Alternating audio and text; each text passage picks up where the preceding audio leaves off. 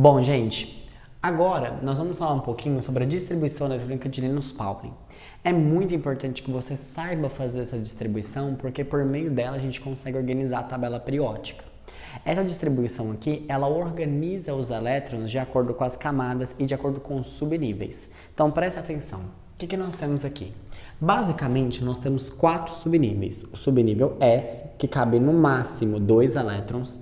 Existe S0? Existe. Existe S1? Existe. Existe o S2? Existe. E o S4? Não, porque cabe no máximo 2. O P, 6, cabe no máximo 6.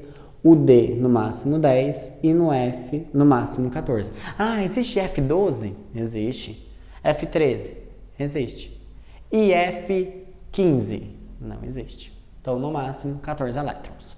E aí, nós não temos 7 níveis energéticos? Então, ó, 1, 2, 3, 4, 5, 6, 7.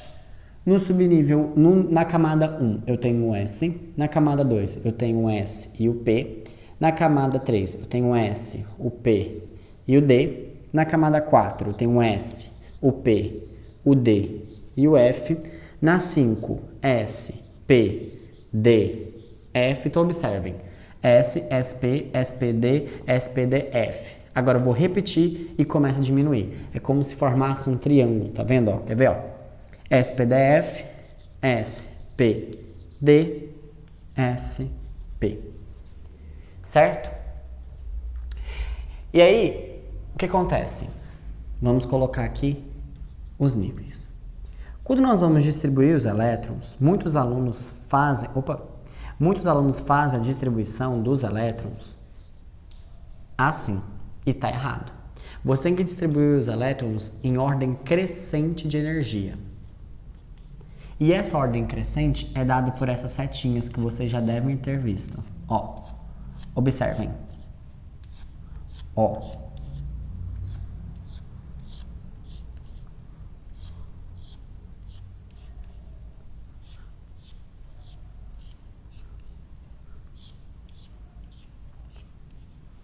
Você só pode passar para a próxima seta a partir do momento que você concluiu essa.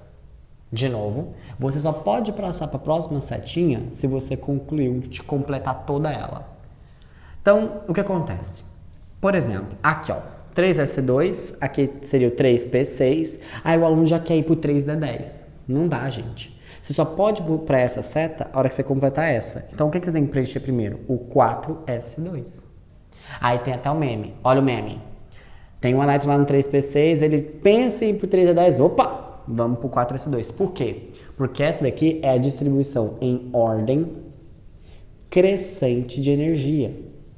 O elétron, ele ocupa camadas menos energéticas para depois ocupar as mais energéticas. Ou melhor, ele ocupa subníveis menos energéticos para depois ocupar subníveis mais energéticos. Então, olha aqui. Como eu estou falando de distribuição de elétron, eu tenho aqui o carbono, número de massa e número atômico. Então, ele tem 6 prótons. Como ele está neutro, ele tem 6 elétrons. Então, a gente distribui, é o número atômico, quando ele está neutro. Então, ele tem 6. Então, tem que distribuir 6. Então, distribui. Começa. 1S2. Já distribui 2, ó. Terminei essa setinha. Vou para a próxima. Faltam 4. Então, continua. 2S2. Opa. Terminei essa setinha. Vou para cá agora. 2P6. Aí vem um aluno e fala, opa, para no 2P6. Mas o 6 é o máximo. Você tem 6 elétrons para colocar ali? Não. Quantos elétrons você tem no total? 6. Você já não pôs 2 com mais... Você já não pôs 4? Tá faltando quantos? 2. Então, a distribuição dele é 1S2, 2S2, 2P2. O local onde você pôs o último elétron é chamado de camada de... Opa! O local onde você colocou o último elétron é chamado de subnível mais energético. E a última camada, a camada mais externa, é chamada de camada de valência. Então, observe aqui um outro exemplo. Eu tenho ferro e o número atômico dele é 26. Vamos fazer a distribuição dele? Então, eu tenho 26 elétrons para distribuir. Começa. 1s2, já distribui 2, falta 24, então continua. 2s2, terminei aqui. Então agora, 2p6, já foram 10, faltam 16, continua. 3s2, observem, sempre pelas diagonais. 3p6, agora vem o erro. Agora eu vou pro 3D? Não. Primeiro eu distribuo 4s e depois eu vou pro 3D, ó. Eu completo aqui para depois vir para cá, ó. 4s, beleza? E aí, ó, já foram 10, 20, faltam 6. Então, 3D, 6. O local onde eu pus os últimos elétrons é o subnível mais energético. E a camada mais longe, a mais distante, ó, é a camada de valência. Então, lembrem-se, ordem crescente de energia. E essa ordem que nós fazemos é o que a gente chama de ordem energética. Se eu, por exemplo, falasse assim, qual que é a distribuição do ferro em ordem energética? A ordem seria 1s2, 2s2, 2p6, 3s2, 3p6, 4s2 e 3d6. Vocês viram? Eu pronunciei 4s2, depois 3d6. Agora, se eu perguntasse assim, qual que é a ordem geométrica pelo desenho? Uai, 1s2, 2s2, 2p6, 3s2, 3p6, 3d6, 4s2. Tudo bem? Então, ordem geométrica, você vai pronunciando assim. Ordem energética, você pronuncia igual você distribui, tudo bem? Alguns vestibulares cobram isso. Ah, dê em ordem geométrica. A ordem geométrica você pôr na ordem que você está vendo aqui. Dê na ordem energética, é você dar na ordem que você distribuiu. No caso aqui ia ficar 1s2, 2s2, 2p6, 3s2, 3p6, 4s2, 3d6. Essa ordem que eu dei aqui é a ordem energética, tudo bem? Agora, vamos comentar a distribuição de um cátion e de um ânion. Muito tranquilo. Eu sempre explico isso para os meus alunos. Faça a distribuição desconsiderando a carga e depois no final você mexe com ela. Quer ver? Ó. Então, ele teria ali, ó, 12 elétrons. Então, distribui. 1s2, 2s2, 2p6, 3s2, 3p6... Opa, empolguei, hein? Ó, 1s2, já foram 2, 4, 6. Nossa, empolguei. Não tem mais elétron pra pôr, né? Olha aqui, ó. 2 com mais 2, 4, com mais 6, 10, 12. Empolguei. Então, camada de valência e subnível mais energético. Beleza. Só que tá vendo aqui, ó, 2 mais. Então, ele é cátion, ele perdeu. Ele sempre vai perder o elétron da camada de valência. Sempre, da última camada. E faz sentido, né?